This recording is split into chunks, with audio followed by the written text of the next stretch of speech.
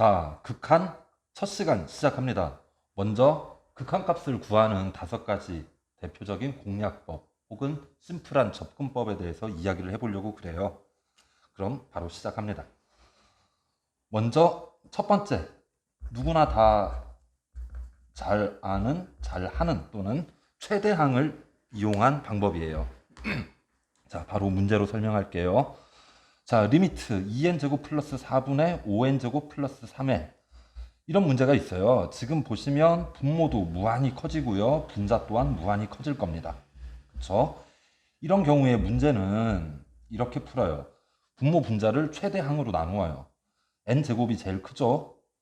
따라서 n제곱으로 나누면 분모는 2 플러스 n제곱분의 4가 되는 거고요. 분자는 5 플러스 n분의 3으로 약분될 겁니다. 이제는 어떻게 되나요? 분모는 2 플러스 무한소, 점점 2에 가까워지고 분자는 5 플러스 무한소에 점점 가까워지죠. 그렇죠? 그래서 무한대분의 무한대 이것을 주제넘게 직접 연산하는 게 아니고 무한소로 바꾸어서 연산해서 배제할 수 있을 만큼 아주 작은 아주 하찮은 것들로 바꾸어서 배제하고 쓰는 겁니다. 따라서 얘는 분모는 결국 2에 분자는 결국 5에 가까워질 거예요. 아시겠죠? 근데 여기서 생각을 잠깐만 해보면요. 결국 최대항을 제외한 나머지 것들은 뭐다? 무한소가 돼서 연산해서 사라진다. 그쵸? 따라서 최대항의 개수를 세는 겁니다. 자, 5n제곱이라고 하는 것은 n제곱이 5개 있다는 뜻이에요. 3n, n이 3개 있다는 뜻이에요. 2n제곱, n제곱이 2개 있다는 뜻이에요. 따라서 지금 같은 경우에는 이런 형태의 문제, 무한대분의 무한대 문제가 나오면 최대항의 개수를 세주면 됩니다.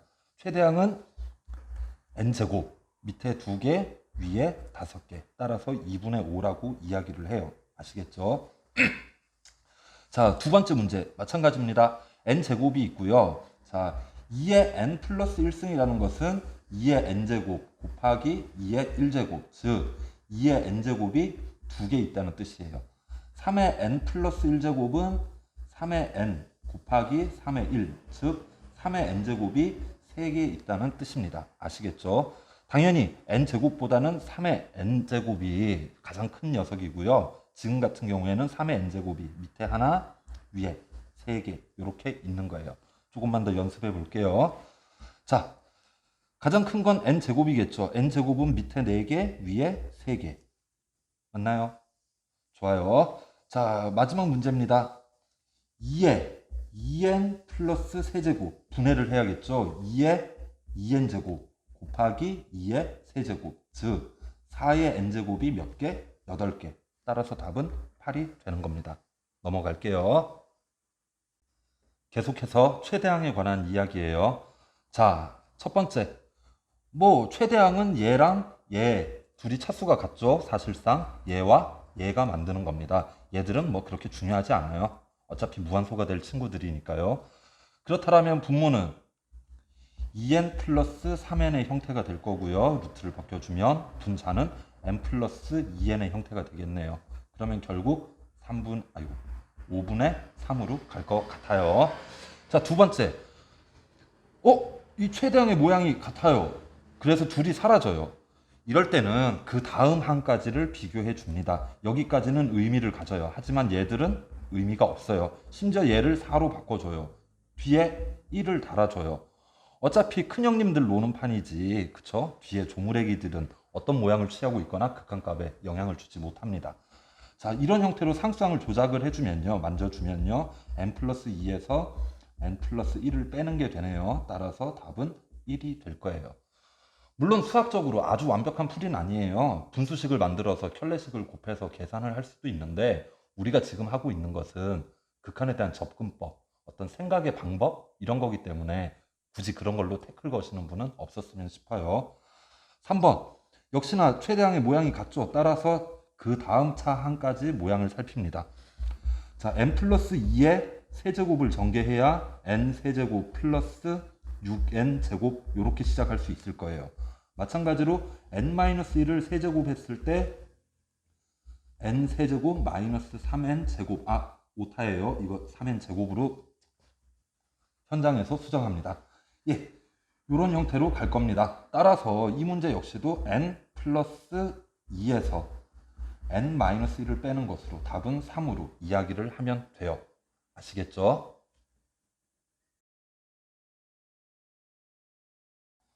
두 번째 키워드는 그래프예요. 한번 적어 볼게요.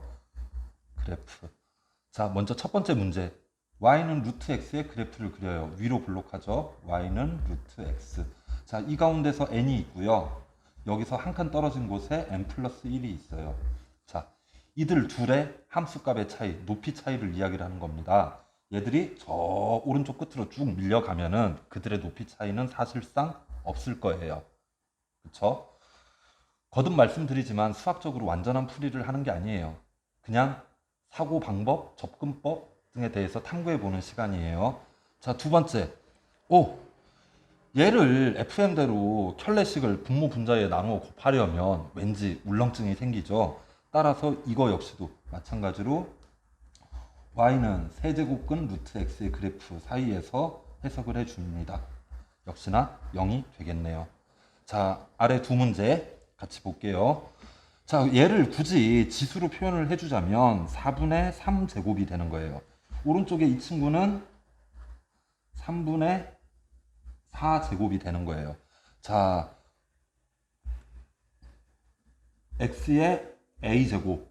a가 0과 1 사이면은 이렇게 위로 볼록하게 구부러지는 거고요. 마찬가지로 b가 1보다 크다라면 x의 b제곱이라고 하는 그래프는 아래로 볼록하게 x제곱, x세제곱 이런 형태가 되는 겁니다. 따라서 이 문제에서는 현재 위로 볼록하기 때문에 결국 점점 격차가 줄어들어 0이 될 거라고 추정할 수 있고요. 유추가 되겠죠. 이런 경우 이 문제라면 이제는 얘는 한없이 커진다. 결국 둘의 격차는 갈수록 커진다 라고 생각해 주시면 되겠어요.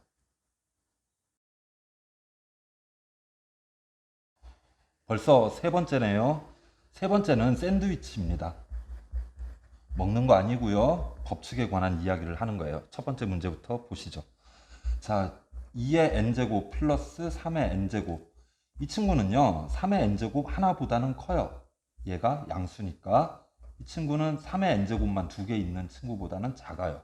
자, 이제 똑같이 n분의 1승을 해볼게요. 그럼 이 친구는 어떻게 되나요? 지수 법칙에 의해서 그냥 3이 되는 거죠.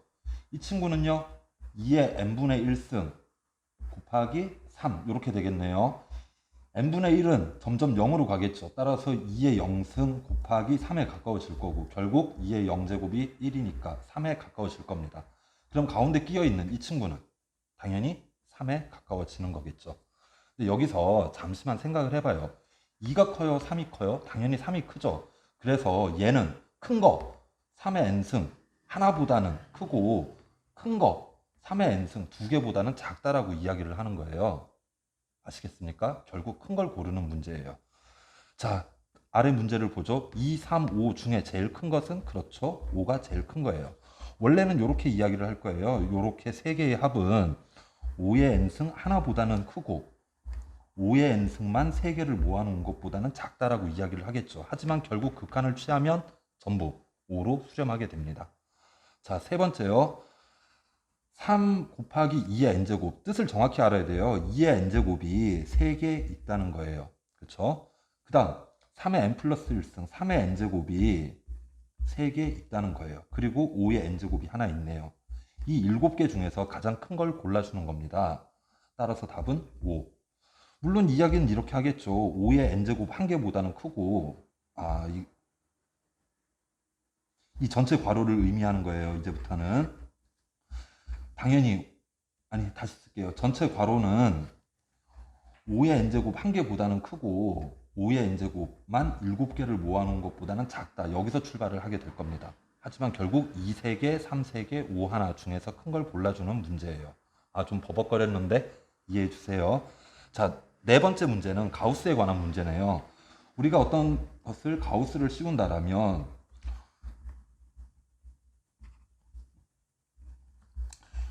가우스를 씌우기 전 값보다 1까지 빠지진 않아요. 그리고 자기 자신보다 커지지도 않아요. 적정한 범위에 있게 되고 얘를 극한식에 넣거나 얘를 극한식에 넣거나 같은 문제가 될 겁니다. 그냥 가우스를 씌워서 끽해야 1도 안 빠지는 거예요. 상수항의 변화가 조금 생기는 거죠. 소수 부분이 사라지니까요. 따라서 이 경우 그냥 가우스 기호를 무시하고 밑은 2, 위는 3 이렇게 얘기해 주셔도 됩니다. 가우스에 대해서 주의할 점이 조금 있긴 한데요. 그 부분은 제가 따로 세 번째 시간이나 네 번째 시간에 따로 말씀드리도록 할게요. 오늘은 그냥 넘어가도록 해요. 자, 네 번째는 비교라는 방식이에요. 바로 시작할게요. 자, 지금 시그마 K분의 1이 전개되어 있습니다.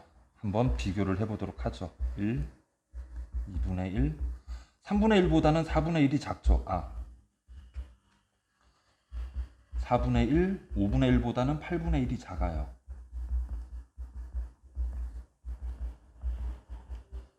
검정색보다는 빨간색이 작습니다. 그런데 빨간색을 이렇게 묶어주면 빨간색은 1 플러스 2분의 1 플러스 저 괄호는 2분의 1 다음 괄호도 2분의 1 이렇게 무한히 커질 거예요. 아시겠죠? 결국 빨간색은 무한히 커집니다. 그보다 더 큰 검정색 역시도 무한히 커진다라는 것을 간접적으로 알 수 있을 거예요. 그렇죠? 자, 두 번째 1 곱하기 2분의 1 2 곱하기 3분의 1 3 곱하기 4분의 1 4 곱하기 5분의 1 빨간식이 분모가 더 작아요. 따라서 빨간색 식이 이번에는 더 큰 겁니다. 그렇죠? 그런데 빨간식을 끝까지 계산을 해주면 1, 두 번째 항 이후로는 부분 분수로 계산이 되겠죠. 첫 번째는 1분의 1 마이너스 2분의 1 두 번째는 2분의 1 마이너스 3분의 1 이런 형태로 꼬리 물기가 생길 거고요. 뭐 이렇게 계속 가겠죠. 결국 1 플러스 1 2에 수렴하게 될 겁니다. 그렇다면 검정색 식은 얘보다 작으니까 무한히 커지진 않아요. 2보다 작은 어딘가에 수렴할 수도 있겠다라는 생각을 한번 해보시면 되는 겁니다. 실제 그 값을 구하는 과정은 고교 범위 이상이라 생략하도록 할게요. 지금은 비교라는 방법에 대해서 이야기를 했어요. 물론 앞에서 한 샌드위치라는 것도 비교라는 방법, 범주 안에 들어갑니다. 하지만 샌드위치는 세 개의 수열이 한 곳에 모이는 노골적인 문제였다라면 지금 이야기하는 비교는 직접 구하기 힘든 것을 다른 것과 비교해서 유추해 보는 패턴이 되겠어요. 자, 이제 마지막 단계로 갑니다. 자, 마지막 방법은 비약이라는 조금은 엽기적인 방법이에요. 상상력을 활용하는 방법인데요. 오히려 어려운 문제들을 풀 때 한 번씩 쓰면 되게 좋아요. 참고 삼아 한번 보세요. 자, 첫 번째 문제. 이 역시 쉬운 문제는 아니에요.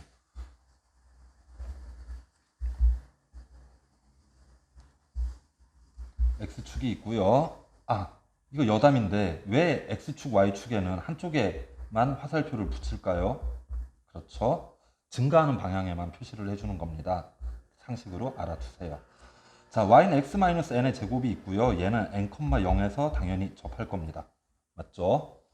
자, 그 다음 이 친구인데요. n,1을 지나는 직선이에요. 맞죠? 그런데 n이 무한히 가게 되면 결국 기울기가 0, x축에 거의 평행한 직선이 돼요. 그렇다면 여기의 값은 n-1에 가까워지고 여기의 값은 n 플러스 1에 가까워지겠죠. 따라서 답은 2가 됩니다. 요 사이 거리는 2가 되는 거예요. 자, 그 다음 두 번째 문제. 이과생들을 위해서 준비해 본 문제인데요. 역시 문제는 상당히 어려워요. 절레절레 고개가 막 돌아가죠. 자, 이거 역시도 세타가 0으로, 여기 세타가 0으로 가게 되면 사실상 이 변과 이 변은 거의 평행해져요. 그래서 이쪽 끝에 위치하게 될 빨간색 원은 두 개의 평행선 사이에 이렇게 갇혀 있는 형태가 될 거고요. 반지름을 r이라고 하면 둘레는 2파이 r이 되겠죠. 마찬가지로 요 초록색 호의 길이는 점점 어떻게 되나요? 직선에 가까워져요. 이 직사각형의 높이에 가까워져요. 따라서 원의 지름 2R이 되는 거겠네요. 그렇다면 문제의 답은 초록분의 빨강, 답은 파이가 되는 겁니다. 아시겠어요? 한 번 더 말씀드리는데 수학적으로 완전한 풀이를 하겠다는 게 아니고요. 생각할 수 있는 방향, 접근 방법에 대한 이야기들이었습니다. 너그럽게 봐주세요.